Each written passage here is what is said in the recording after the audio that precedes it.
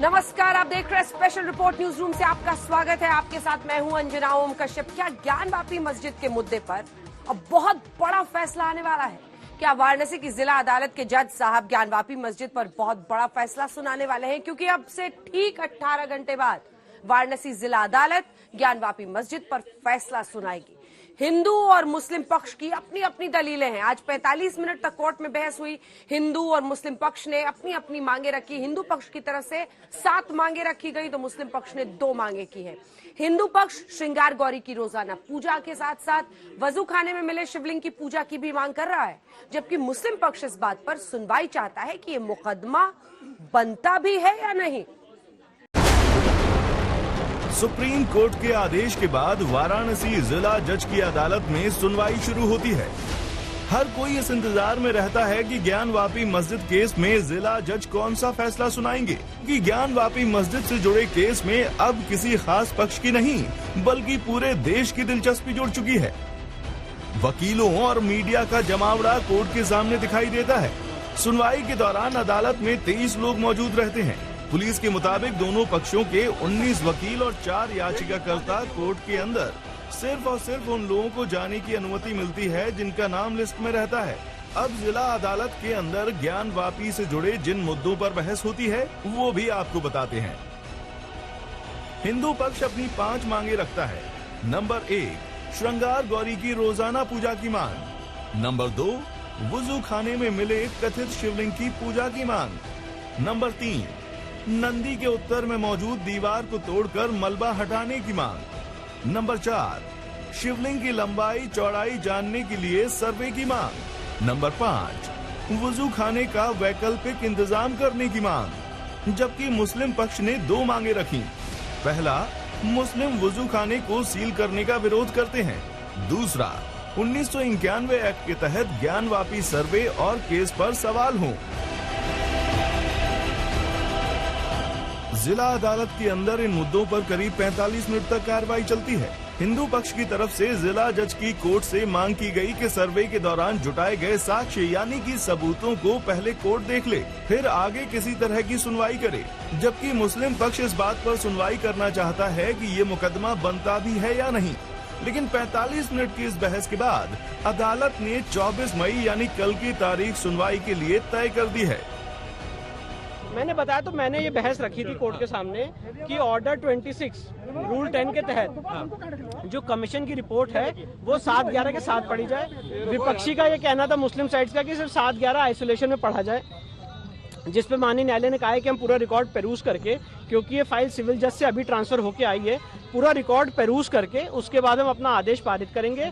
और कल आदेश के लिए लगाया है। जो भी अगली तारीख है या जो भी प्रोसीजर है वो हमें कल पता चलेगा। आज कोर्ट में सुप्रीम कोर्ट के आदेश का हवाला देते हुए मैंने ये कहा कि सुप्रीम कोर्ट ने ये 20/5/2022 के आदेश में ये तय कर दिया है कि हम लोगों की जो ऑर्डर 7 रूल 11 वाद की पोषणीयता पर जो दिया गया प्रार्थना पत्र है उस पर पहले सुनवाई की जाए और यही मैंडेट है सुप्रीम कोर्ट का।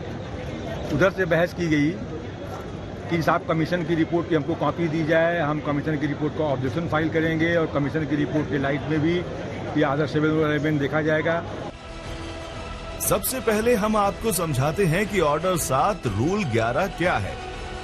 सामान्य भाषा में अगर ऑर्डर 7 रूल नंबर 11 को समझा जाए तो इसके तहत कोर्ट किसी केस में तथ्यों की मेरिट पर विचार करने के बजाय सबसे पहले ये तय करता है कि क्या याचिका सुनवाई करने लायक है भी या नहीं। जो राहत की मांग याचिकाकर्ता की ओर से मांगी जा रही है, क्या उसे कोर्ट द्वारा दिया भी जा सकता है या नहीं।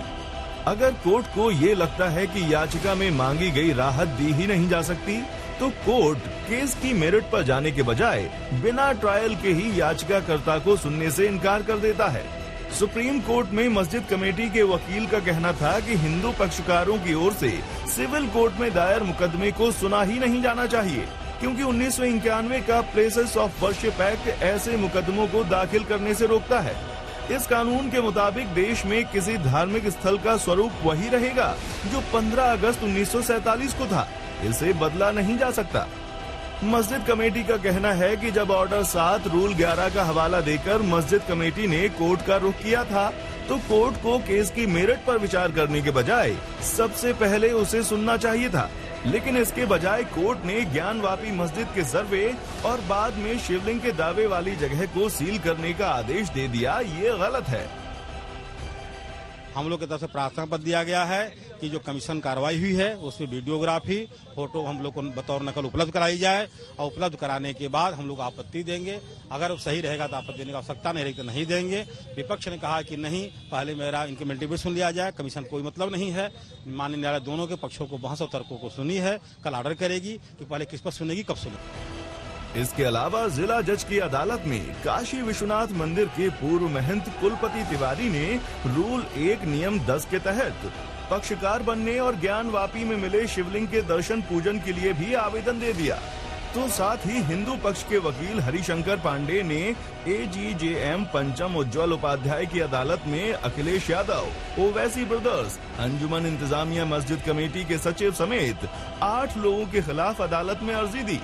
इसमें धार्मिक विद्वेष फैलाने, मानसिक व धार्मिक उत्पीड़न का आरोप लगाते हुए सभी के खिलाफ कार्रवाई की अदालत से अपील की गई है। उन्होंने गलत कहा ये फुहारा है और असुद्दीन ओवैसी साहब लगातार तब से आते टीवी पे ही कहते जा रहे हैं कि ये एक फुहारा है, जबकि वो पूरा हिंदू समाज, पूरा भारत का और काशी विशेषतौर लोग यही चाहते हैं कि ये विश्वेश्वर है और उस विश्वेश्वर को ये फुहारा कह रहे हैं। अब ज्ञानवापी केस में पहले किसकी दलील सुनी जाएगी, ये वाराणसी की जिला अदालत कल तय करेगी। चित्रा त्रिपाठी के साथ आशीष श्रीवास्तव, वाराणसी आज तक। 24 मई यानी कल का दिन ज्ञानवापी केस में बहुत निर्णायक साबित होगा। जिला जज का फैसला ज्ञानवापी केस की दिशा तय कर देगा। यानी हिंदू पक्ष और मुस्लिम पक्ष के दावों में कितना दम है, कोर्ट इसे लेकर अपना फैसला सुनाएगी।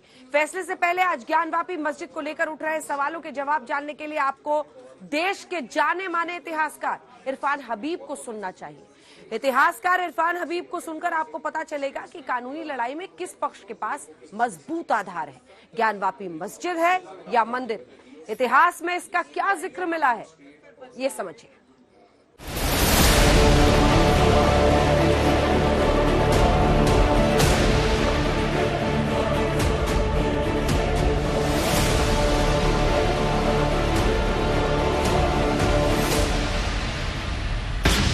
मंदिर या मस्जिद, इतिहासकार की गवाही। शिवलिंग की अब कह रहे हैं ना जी।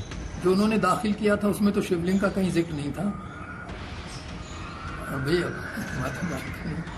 हर चीज मुझे ये बता देते हैं ये शिवलिंग है। शिवलिंग का भी तो कोई कायदा होता होगा या हर ऐसी चीज शिवलिंग है? क्या मंदिर तोड़कर औरंगजेब ने बनवाई मस्जिद? इतना सही है कि औरंगजेब ने मंदिर तोड़ा है। जी जी। औरंगजेब के बहुत जमाने में ऐसा तो नहीं कोई छुप के काम तो मौजूद है, तारीख मौजूद है। ये कि शिवजी का मंदिर था ये नहीं है। जी जी।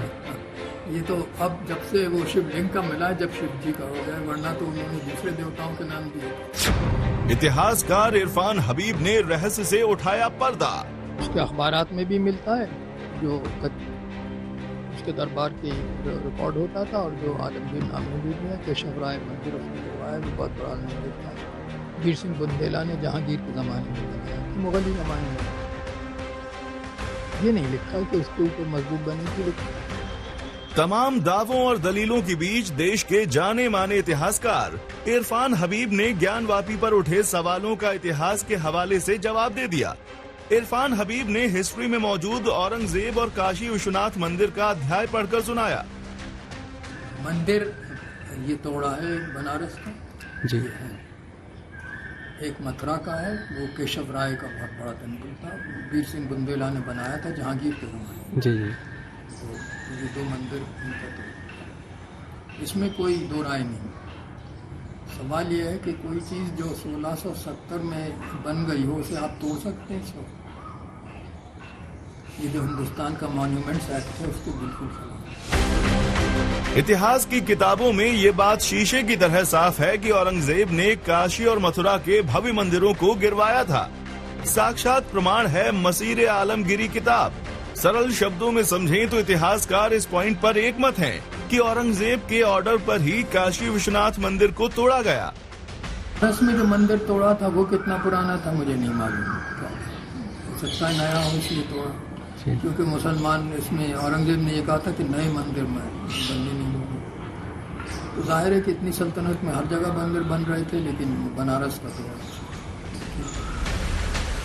अब सवाल ये है कि ज्ञानवापी में शिवलिंग है या फव्वारा। इस बिंदु पर इतिहासकारों में मतभेद हैं। अगर शिवलिंग है तो मुसलमानों ने बड़ी इज्जत की उसकी और उसको रखा कायम। बात यह है कि शिवलिंग तो वो है ही नहीं, वो फाउंटेन है। और फाउंटेन बड़ी मस्जिदों में आपको जगह जगह मिलेगा। मेरठ में हमारी हौज वाली मस्जिद कहलाती है, उसके अंदर हौज में फाउंटेन है। जितनी भी बड़ी बड़ी मस्जिदें हैं जहाँ जगह है वहाँ वजू के लिए हौज बनाया जाता है और एक फाउंटेन ब्यूटिफिकेशन के लिए लगा देते हैं। उसी तरह का ये फाउंटेन है। इसके जो है हिस्टोरिकल तो नहीं, किंतु आख्यानों में ये बात है कि शिवलिंग को बचाने की कोशिश की गई थी और पंडितों ने जो मंदिर के जो पंडित थे उन्होंने शिवलिंग को कहीं छुपा दिया था। छुपाया किस जगह पर था उसका ऐतिहासिक रिकॉर्ड हमें नहीं मिलेगा, किंतु इतना अवश्य है कि छुपाया गया था, बचाने की कोशिश की गई थी, यह तो दर्ज है।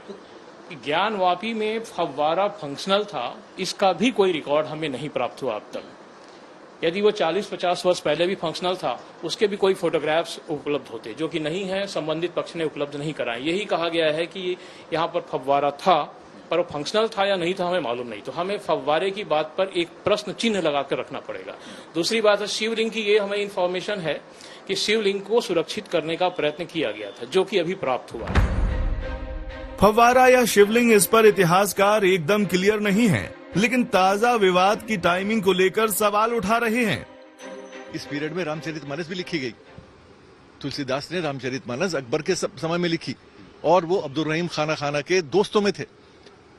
और ये भी लिखा मिलता है इतिहास में कि अब्दुल रहीम खाना ने तुलसीदास को फाइनेंशियली सपोर्ट भी किया, क्योंकि तुलसीदास पर तो ब्राह्मणों ने इल्जाम लगाया ना कि तुम संस्कृत से हिंदी में कर रहे हो, आम जनता पढ़ेगी। और तुलसीदास के हाथ के साथ बड़ा बुरा बर्ताव किया गया और उसको सपोर्ट किया अब्दुल रहीम खाना ने। तो क्या कानूनी लड़ाई में ज्ञानवापी मस्जिद का अतीत हिंदू पक्ष के लिए बड़ा सबूत साबित होगा, या फिर कोर्ट में the places of worship act से मुस्लिम पक्ष के दावों को दम मिलेगा? अब सबकी नजरें कोर्ट पर टिकी हैं। दिल्ली से आशुतोष मिश्रा के साथ अलीगढ़ से मोहम्मद अकरम खान, आज तक। आपने देखा, हिस्ट्री की किताबों में काशी विश्वनाथ मंदिर के तोड़े जाने का सबूत मिला है। मुगल बादशाह औरंगजेब के फरमान पर काशी का मंदिर तोड़ा गया। 350 साल बाद भी ये विवाद जिंदा है, लेकिन ज्ञानवापी मस्जिद के तहखाने को लेकर विश्वनाथ मंदिर के पूर्व महंत ने एक बड़ा दावा किया है। दावा ये कि ज्ञानवापी के बंद तहखानों में मंदिर का अकूत खजाना मौजूद है।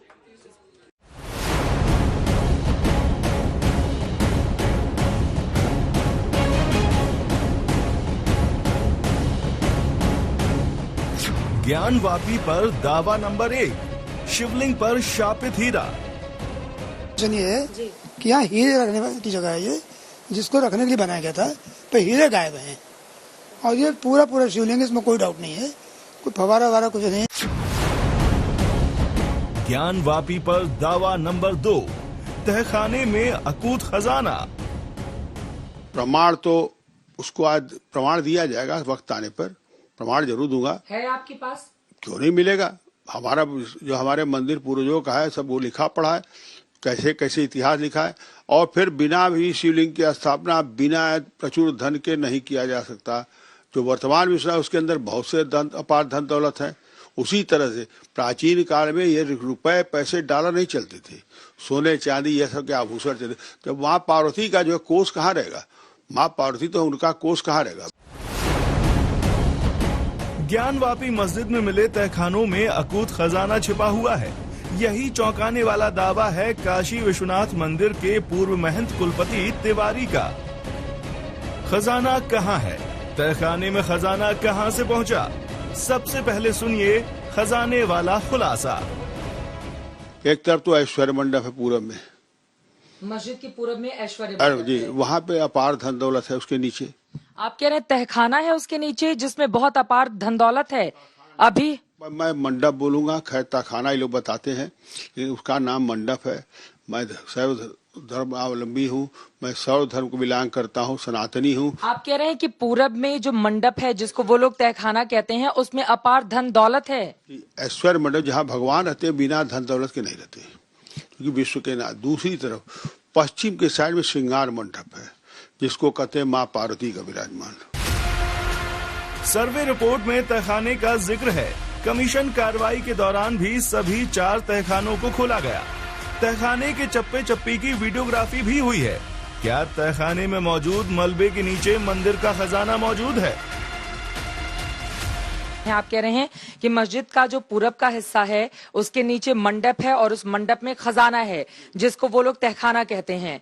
तो अब कैसे वो जांच होगी जिससे सामने आएंगी चीजें? अच्छा, मेरे पूर्वज बताया, मैं एक सीढ़ी गई है अंदर जो खोदा जोगा नीचे जो है सब परत हटाई जाएगी, मलबे घोड़ा एक सीढ़ी गई, उस सीढ़ी के नीचे जो है वो है, वो गड़ा हुआ नहीं है, वो दिखता हुआ है जिसमें धन दौलत है।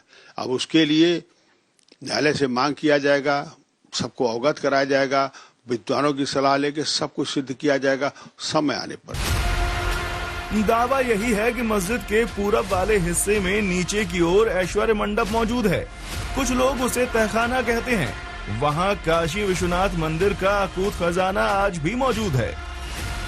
ये कह रहे हैं कि चूंकि जो मस्जिद का पूरब वाला हिस्सा है उसके नीचे मंडप है और मंडप के भीतर बहुत सारा खजाना है, तो ये उसकी भी जांच की मांग कर रहे हैं। अब उसकी जांच कैसे होगी, कैसे वो खजाना ASI से किससे आपके? ये अदालत पर निर्भर है। पहले अदालत के अधिकार को बने, फिर उसके लिए रास्ता अपनाया जाएगा। फिर हमारे साथ साधु संत, काशी के देश के साधु संत, महंत, मठ मंदिर के, ये लोग कहेंगे वैसे होगा।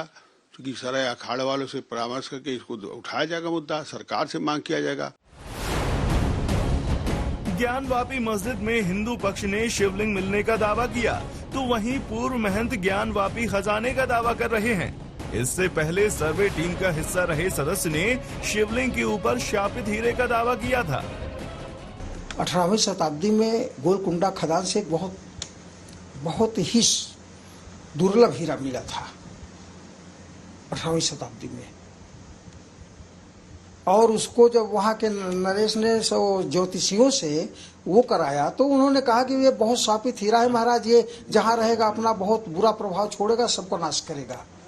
तब इन लोग चिंतित हुए कब क्या किया जाए, तो इन्होंने कहा एक ही रास्ता है, इसके प्रभाव को, इसके श्राप को, इसके कोप को हरने के लिए केवल शंकर जी में ही शक्ति है। शापित हीरा कहाँ है कोई नहीं जानता, लेकिन उससे जुड़ी थ्योरी पेश की जा रही है। हालांकि खजाने का दावा करने वाले मंदिर की पूर्व महंत अदालत का दरवाजा खटखटा चुके हैं। यानी श्रृंगार गौरी के पूजन वाले दावे से शुरू हुई कानूनी लड़ाई ज्ञानवापी में शिवलिंग से होते हुए तहखाने तक पहुंच गई है। अब सवाल यही है कि इन दावों में दम कितना है। चित्रा त्रिपाठी के साथ कुमार अभिषेक, वाराणसी आज तक। और अब आपको दिखाते हैं अचानक कैसे गर्मी में लोगों को ठंड का एहसास होने लगा है। कहाँ तो दिल्ली NCR में पारा 50 डिग्री को छू रहा था और कहाँ तूफानी बारिश ने माहौल एकदम से बदल दिया। न सिर्फ गर्मी से लोगों को राहत मिल गई, बल्कि मौसम में आए बदलाव से दिल्ली NCR से कई उड़ानों को जयपुर और दूसरे हवाई अड्डों की तरफ डाइवर्ट तक करना पड़ा। तेज हवाएं, बारिश के चलते अलग अलग इलाकों में पेड़ गिरने की घटनाएं हुई। बदले मौसम के चलते पारा इतना डाउन हो गया कि मई में 10 साल का रिकॉर्ड टूट गया है।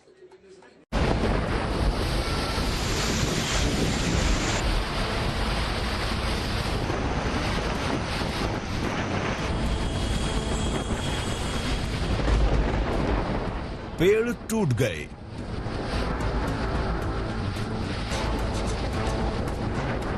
सबवे में गाड़ियां डूब गईं, ट्रैफिक जाम लग गया, सड़कें दरिया बन गईं,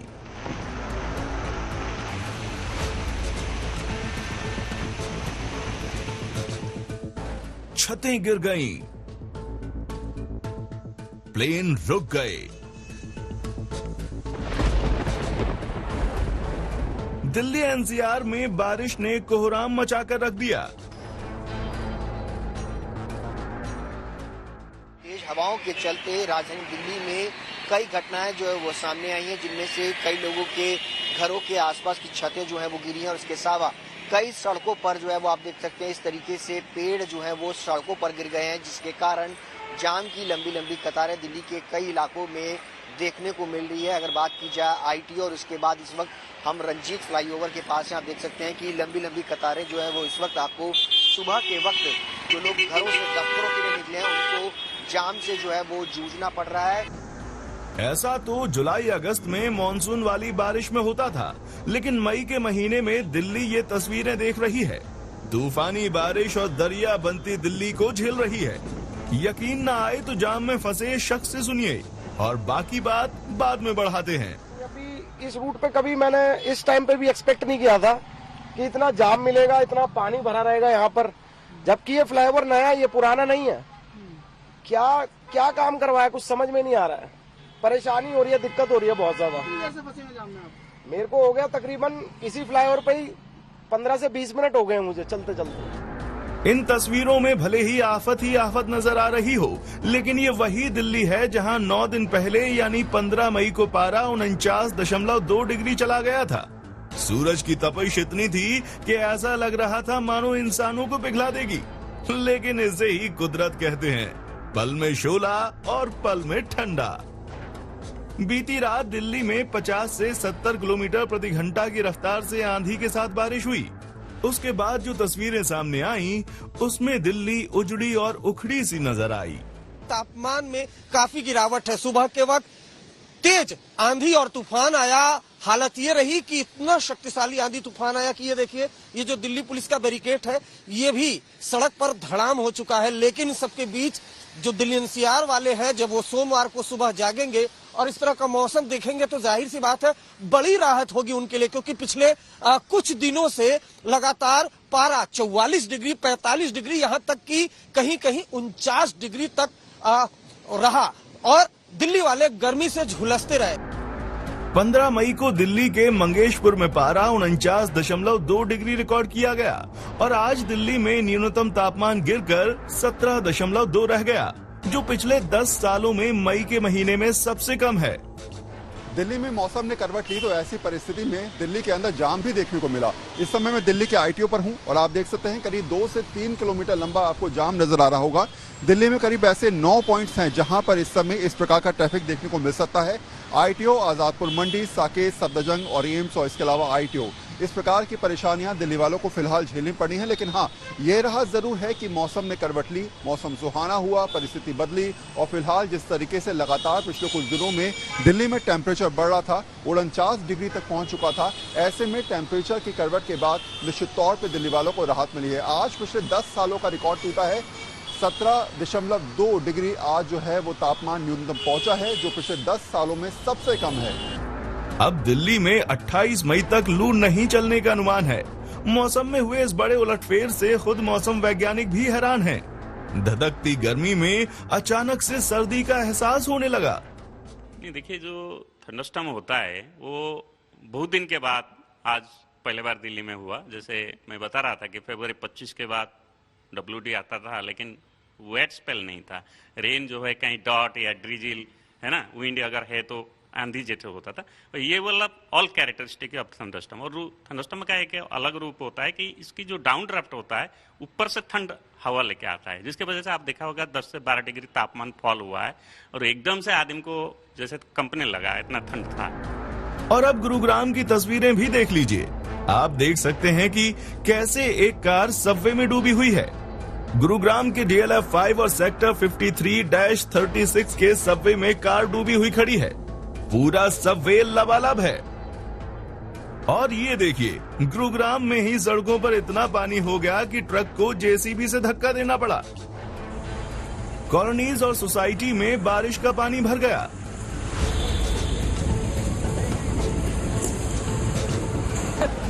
बंद हो जाएगी। और कल 24 तारीख को भी दिल्ली NCR सहित पंजाब, हरियाणा और पश्चिमी उत्तर प्रदेश में बारिश और गरज चमक के साथ बौछारें पड़ने की संभावना दिखाई दे रही है। 25 तारीख से मौसम साफ होने लग जाएगा, लेकिन जो तापमान है वो गिर चुके हैं और बहुत जल्दी बहुत ज्यादा तेजी से नहीं बढ़ेंगे। मौसम विभाग ने दिल्ली NCR में अगले 2 दिनों के लिए ऑरेंज अलर्ट जारी किया है। 24 और 25 मई को भी मौसम ऐसा ही रहने की संभावना है, यानी अगले 2 दिन तक दिल्ली से लेकर नोएडा और गुरुग्राम में बारिश होगी। अरविंद ओझा और वरुण सिन्हा के साथ कुमार कुणाल, दिल्ली आज तक।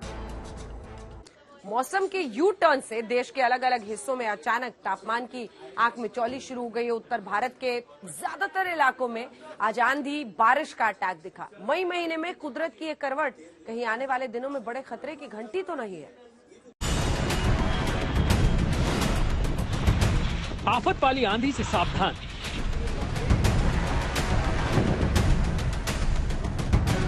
कहीं तूफान, कहीं बर्फीला अटैक। मई में कुदरत की जबरदस्त मार।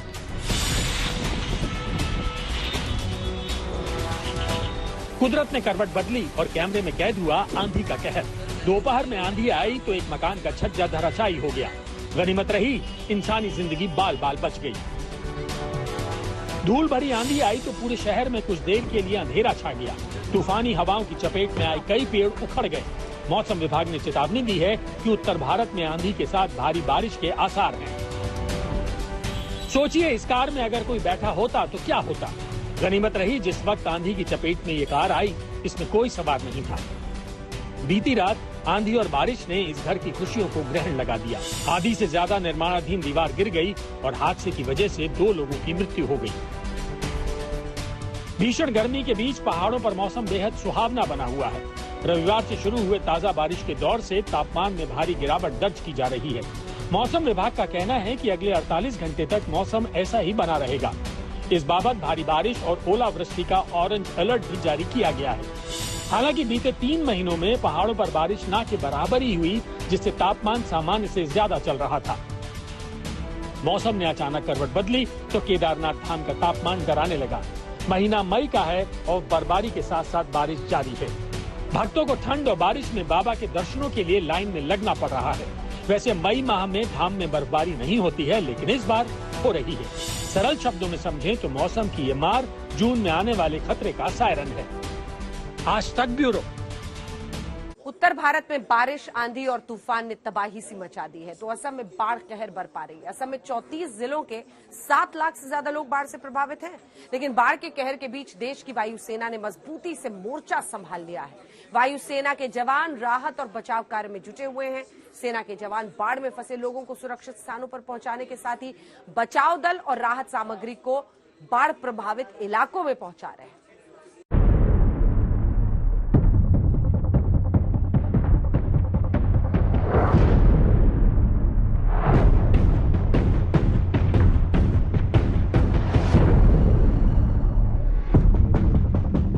देश के अलग अलग हिस्सों में मौसम अलग अलग तरीके से अपना असर दिखा रहा है।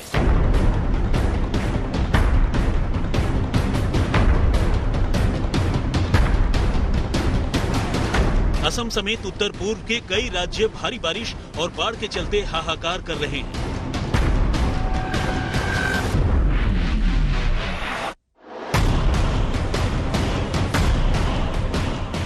अकेले असम के 22 जिलों के करीब 7.5 लाख लोग बाढ़ की चपेट में।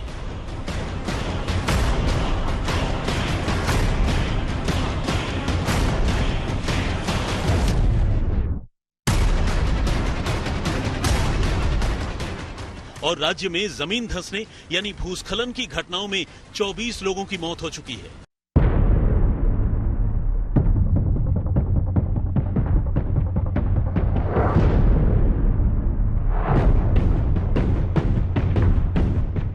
अकेले 9 दिनों में असम, मेघालय और अरुणाचल प्रदेश में बाढ़ और बारिश से 29 लोगों की जान गई है।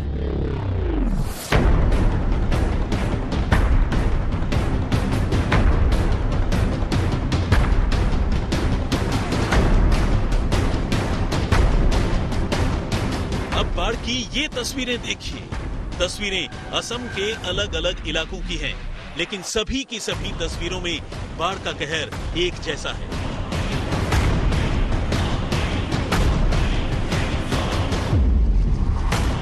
असम के दीमा हसाओ, ग्वालपाड़ा, बजली, बक्सा, बारपेटा, माजुली, लखीमपुर, कोकराझार, उदालगुड़ी, तकरीबन हर इलाके और हर जगह का हाल एक जैसा है।